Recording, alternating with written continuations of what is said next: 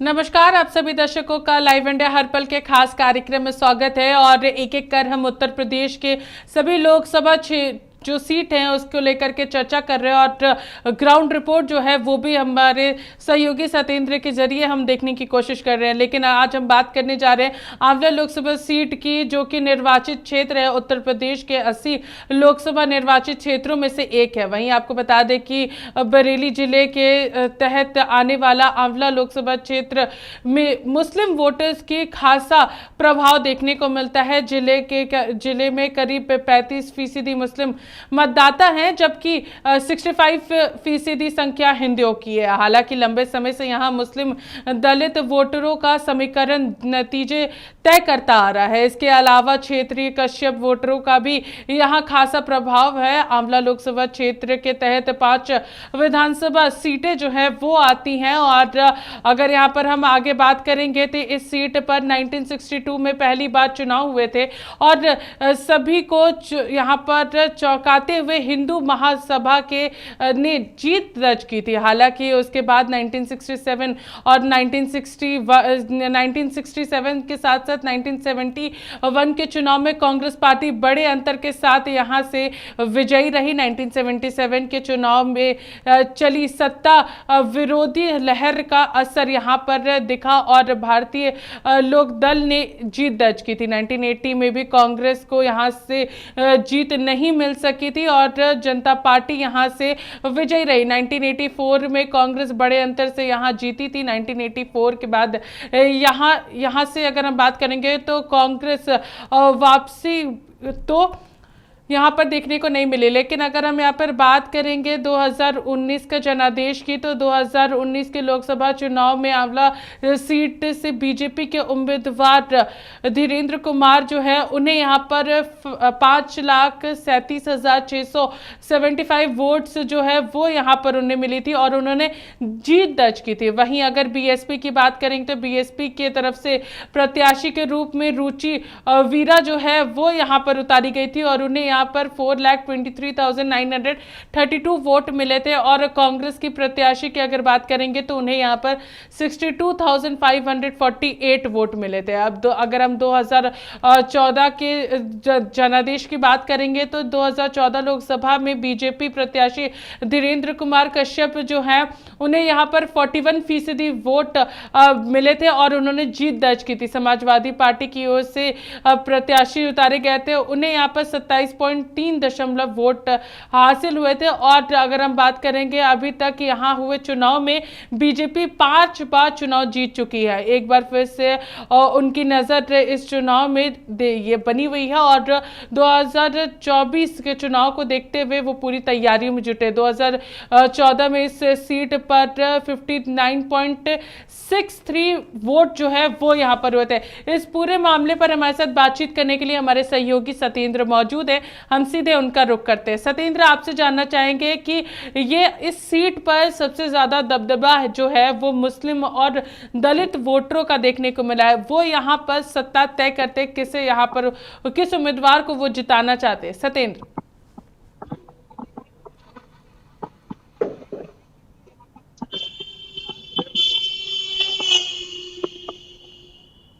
देखिए, आंवला लोकसभा सीट वही सीट है और जिससे उत्तर प्रदेश में 80 सीटें हैं, तो इसका भी एक अपना मायना है। और यहाँ जो देखा जा रहा है कि जिस तरीके से सभी सीटों पर भारतीय जनता पार्टी अपना दांव खेल रही है और वादा कर रही है, लोगों में, जनता में तमाम विश्वास जता रही है कि यूपी की 80 सीटें और देश में 400 पार का आंकड़ा है। इस तरीके के नारे जो है भारतीय जनता पार्टी की तरफ से निकल रहे हैं। लेकिन विपक्ष भी लगातार जो यहाँ पर यूपी में इंडिया गठबंधन के साथ जो कहीं ना कहीं लड़ रहा है और दमखम के साथ प्रचार कर रहा है। तमाम चीजें देखी जा रही ग्राउंड स्तर पर। तो हम भी जगह जगह जाकर के पूरे उत्तर प्रदेश में सभी 80 लोकसभा सीटों पर जनता के मत नहीं, उनकी राय और उनके सवालों को आप तक पहुंचा रहे हैं, तमाम लोगों तक पहुंचा रहे हैं, अपने चैनल के माध्यम से अपने दर्शकों तक पहुंचाने की सटीक रिपोर्ट की कोशिश कर रहे हैं। आंवला लोकसभा सीट पर आज पूरे दिन भ्रमण रहा और तमाम लोगों से हमारी बातचीत हुई।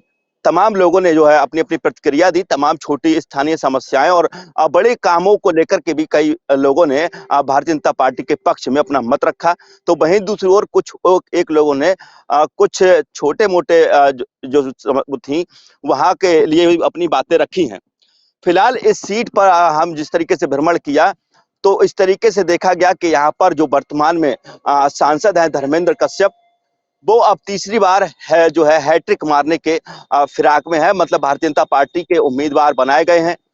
वहीं दूसरी ओर यहाँ पर मौर्य बहुल क्षेत्र है, तो यहाँ नीरज मौर्य को यहाँ पर बनाया गया है। समाजवादी पार्टी और कांग्रेस के गठबंधन से यहाँ प्रत्याशी बनाया गया है और यहाँ पर मुस्लिम कार्ड खेलने के चक्कर से बहुजन समाज पार्टी ने भी यहाँ पर अपना मुस्लिम उम्मीदवार उतारा है, क्योंकि यहाँ का जो वोटर है और कहीं ना कहीं जो मुस्लिम वोट है वो अपने जातीय समीकरण के हिसाब से मतदान करता है और ये देखा गया है रेखा जी बहुत पहले से।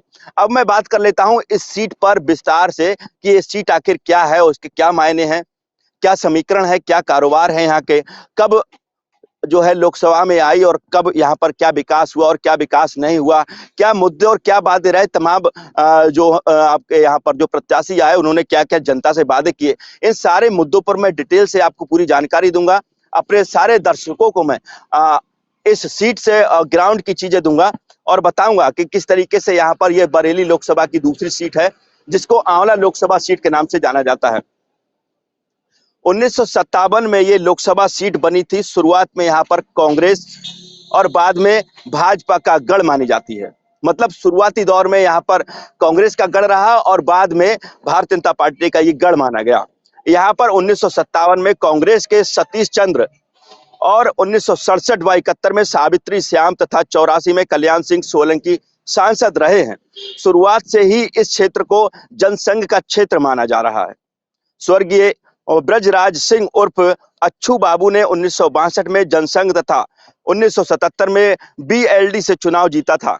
उसके उपरांत 1980 में स्वर्गीय जयपाल सिंह कश्यप जनता पार्टी से चुनाव जीते थे। उसके बाद ये सीट भाजपा व सपा के बीच में आती जाती रही, मतलब यहाँ समाजवादी पार्टी भी सीट लेती रही और भाजपा भी लेती रही, मतलब कांग्रेस के पास से फिर ये चीजें छिन गई। भाजपा के राजवीर सिंह 1989, 1991 व 1998 तथा 2009 में श्रीमती मेनका गांधी भी यहाँ से जो है जीती थी। 2014 में धर्मेंद्र कश्यप यहाँ से सांसद बने और 2019 में भी धर्मेंद्र कश्यप एक बार फिर से यहाँ पर चुने गए और उनको सांसद बनाया गया। 1966 में 96 में यहाँ पर 1999 में सपा प्रत्याशी के रूप में कुंवर सर्वराज सिंह सांसद बने तथा 2004 में उन्होंने भाजपा व जदयू गठबंधन में सीट जीती थी। आंवला लोकसभा क्षेत्र में 5 विधानसभा सीटें हैं। आंवला, बिथरी चैनपुर, फरीदपुर, बदायूं और शेखुपुर, ये सभी 5 विधानसभाएं हैं जो इस लोकसभा क्षेत्र के अंतर्गत आती हैं। स्थानीय मुद्दे प्रत्येक सांसद ने विकास की बहुत सी योजनाओं को लाने का काम प्रस्तुत करने के वादे किए, लेकिन एक भी बार काम ऐसा नहीं हो सका जिससे जनता सुखी हो सके, क्योंकि ये क्षेत्र बहुत ही पिछड़ा है और यही वजह है कि वहां पर पर्याप्त विकास नहीं हो पाया है। और साथ ही साथ जिला बरेली का होने के नाते और जिले से दूर होने के नाते यहाँ का विकास कहीं ना कहीं रुका भी है और ये माना भी जाता है कि जिला मुख्यालय से यहाँ की काफी दूरी है और एकदम आउटसाइड में है। शायद यही है कि इस पिछड़े क्षेत्र में तमाम वादे सांसदों ने किए, लेकिन जिला मुख्यालय से जुड़े ना होने की वजह से कहीं ना कहीं विकास की यहाँ पर कमी देखी गई है। इस वक्त यहाँ पर धर्मेंद्र कश्यप भारतीय जनता पार्टी से हैट्रिक लगाने की कोशिश कर रहे हैं। वहीं दूसरी ओर समाजवादी पार्टी की तरफ से मौर्य बहुल आंवला लोकसभा सीट पर सपा और कांग्रेस के गठबंधन से नीरज मौर्य चुनाव लड़ रहे हैं। वहीं दूसरी ओर बहुजन समाज पार्टी की तरफ से मुस्लिम कार्ड खेलने की कोशिश की जा रही है। यहाँ पर बहुजन समाज पार्टी की तरफ से मुस्लिम कैंडिडेट को मैदान में उतारकर जंग छेड़ी गई है। इसी सीट पर बीते चुनाव 2019 में बसपा और सपा के गठबंधन से प्रत्याशी बनाई गई रुचि बीरा को भाजपा के प्रत्याशी धर्मेंद्र कश्यप ने हराकर जीत हासिल की थी। ये वही रुचि बीरा हैं जो वर्तमान में मुरादाबाद सीट से चुनाव लड़ रही हैं, जिसको समाजवादी पार्टी ने वहां से प्रत्याशी बनाया है। रुचि बीरा को समाजवादी पार्टी ने टिकट दिया है मुरादाबाद से और वर्तमान के सांसद जो वहां थे एसटी हसन, उनका टिकट काट दिया गया। ये पूरा सफरनामा हमने वहां के जो प्रत्याशी रहे और हारे और जीते उन सबके बारे में बताया। साथ ही साथ यहाँ के विकास कार्यों को लेकर के भी हमने बात की, क्या क्या हुआ और वजह क्या रही, क्योंकि हमने जब पूरे आंवला लोकसभा सीट में तमाम विधानसभाओं से लोगों से इनपुट जानने की कोशिश की, वहां के विकास और वहां की समस्याओं को लेकर बात और मुद्दों पर बात हुई। फिलहाल विकास की कमी रही है लोगों को, जिसे पता चला है, लेकिन जो बड़े विकास है पुल वगैरह लेकर के, क्योंकि रामगंगा का पुल भी बना है उसी क्षेत्र में, जो बरेली क्रॉस करते हैं, एक दो ओवरब्रिज भी बने हैं, लेकिन जो छोटी छोटी समस्या है उन पे कहीं ना कहीं ध्यान नहीं दिया गया है। शायद यही वजह है कि दूर दराज के लोग जो है अपनी शिकायत करते हुए दिखे थे और यही कारण है कि इन समस्याओं को उन्होंने रखा। लेकिन पूजा जी, सबसे बड़ी बात है कि ये आ रही है, जो नेशनल लीडर जिसको हम मोदी जी कहते हैं, मतलब देश के पीएम और बड़े पॉपुलर नेताओं में उनकी पूरे विश्व में गिनती होती है और विख्यात भी हैं, उनके नाम से अभी भी लोग कहीं ना कहीं भाजपा से जुड़े। इस दौरान विकास का मुद्दा भी साइड हो गया है, व्यक्तिगत लाभ भी खत्म हो गया है और व्यक्तिगत जो अपने लोकल की समस्याएं उन पर भी जनता ने छोड़ करके भारतीय जनता पार्टी का हाथ थामा है। और इस बार फिर वहां से जो है कोई भी ऐसा प्रत्याशी नहीं है जो भाजपा के प्रत्याशी से टक्कर ले सके। लोगों के दिल में लोकल प्रत्याशी कम, मोदी जी का चेहरा बसा हुआ है और यही वजह है कि पूरे देश में जगह जगह जो लहर आपने देखी होगी, 2019 और 14 में मोदी जी के नाम से चुनाव हुआ था, तो ये तीसरा चुनाव भी जो है 2024 का, ये चुनाव भी मोदी जी के चेहरे पर ही हो रहा है, विकास के मुद्दे पर हो रहा है। लोगों के दिल में जो क्या कहते हैं, उनको बसा रखा है मोदी जी को, वही सारे मुद्दे अब फिर से एकजुट हो रहे हैं और लोग यहाँ सिर्फ हिंदू ही नहीं, अन्य जाति के लोग भी कहीं ना कहीं मोदी जी के लिए खुलकर कैमरे पे बोल रहे हैं। लोग बताते हैं कि, और कांग्रेस और सपा के लोग भी ये दावा करते हैं कि पश्चिम यूपी का जो मुसलमान है वो सपा और कांग्रेस का बैंक वोट है, लेकिन यहाँ मुसलमान भी कैमरे पर खुलकर मोदी जी के कामों की सराहना कर रहे हैं, मोदी जी की उन नीतियों से खुश हैं। तो ये सारी चीजें आंवला लोकसभा सीट से देखी जा रही हैं। पूजा जी, इस ग्राउंड रिपोर्ट में और इस सफरनामा में जो चीजें निकल कर आई हैं, तो लोकसभा सीट आंवला से फिर से भाजपा परचम लहराने वाली है। आपने यहाँ पर सभी समीकरण को यहाँ पर समझाने का प्रयास किया, लेकिन अगर हम लोग बात करेंगे यहाँ पर तो जिस तरीके से यहाँ पर धीरेन्द्र कुमार कश्यप जो है वो तीसरी बार यहाँ पर हैट्रिक लगाने जा रहे हैं और आपने जनता से भी बातचीत करने की कोशिश की थी, लेकिन फिलहाल अगर समीकरण की बात करेंगे तो समीकरण में कई सारी चीजें यहाँ पर देखने को मिलती हैं। और अगर समीकरण को हम लोग यहाँ देख रहे हैं तो मुस्लिम और दलित दोनों ही समीकरण यहाँ पर काफी महत्वपूर्ण है। हिंदू भले ही यहाँ पर 65% में है, लेकिन उसका कुछ उस तरीके का असर जो है वो यहाँ पर देखने को नहीं मिलता है। मोदी लहर की आपने चर्चा की है, तो मोदी लहर में क्या एक बार फिर से यहाँ पर धीरेन्द्र कुमार कश्यप जो है वो बाजी मार ले जाएंगे? देखिए, धर्मेंद्र कश्यप का इसलिए समीकरण पॉजिटिव जा रहा है क्योंकि बहुजन समाज पार्टी की तरफ से मुस्लिम कैंडिडेट उतारा गया है। अगर मुस्लिम वोट मुस्लिम प्रत्याशी को जाता है जो बसपा के हैं, तो कहीं ना कहीं जो है यहाँ पर धर्मेंद्र जी की वोटों में कमी आएगी। दूसरा, दलित अगर बहन जी के साथ जाता है तो जो भाजपा के खाते में चीजें गिनी जाती कि दलित वोट भाजपा का है, तब भी यहाँ धर्मेंद्र जी को नुकसान होने वाला है।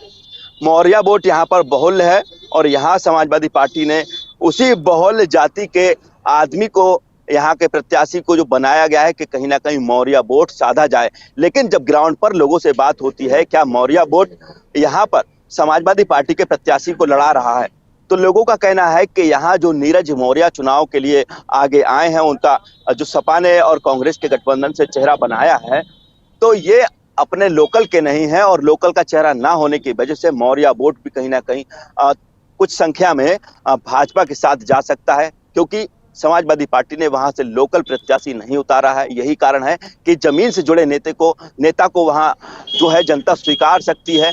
और इन्हीं सारे समीकरण और आंकड़ों के हिसाब से पूजा जी जो रिपोर्ट आई थी, तो धर्मेंद्र जी को जो हम बता रहे हैं कि चांस है आने वाले समय में 2024 के लोकसभा में उनको कहीं ना कहीं आंवला से जीत मिल सकती। जी हाँ सत्येंद्र जी, बहुत बहुत धन्यवाद तमाम जानकारियां देने के लिए। और जिस तरीके से हमारे सहयोगी सत्येंद्र ने बताया कि यहाँ पर जो समीकरण है, भले ही एक समय यहाँ पर था जहाँ पर जब कांग्रेस और सभी लोगों ने यहाँ पर अपना परचम लहराया था, लेकिन अब बीजेपी के धीरेन्द्र कुमार कश्यप जो है वो तीसरी बार हैट्रिक लगाने जा रहे हैं और जनता इस बार पूरी तरीके से तैयार है इस बार के 2024 के लोकसभा चुनाव को लेकर के, क्योंकि मोदी लहर तो है ही, लेकिन साथ ही साथ यहाँ पर चर्चा भी सभी चीजों को लेकर के की जा रही है, चाहे वो कामकाज हो या फिर तमाम जो मुद्दे अभी फिलहाल जनता के बीच जरूरी हैं, उन सभी चीजों को लेकर के जनता इस बार पूरी तरीके से जागरूक है। फिलहाल इस खास कार्यक्रम में हमारे साथ इतना ही। देखते रहिए लाइव इंडिया हर पल। नमस्कार।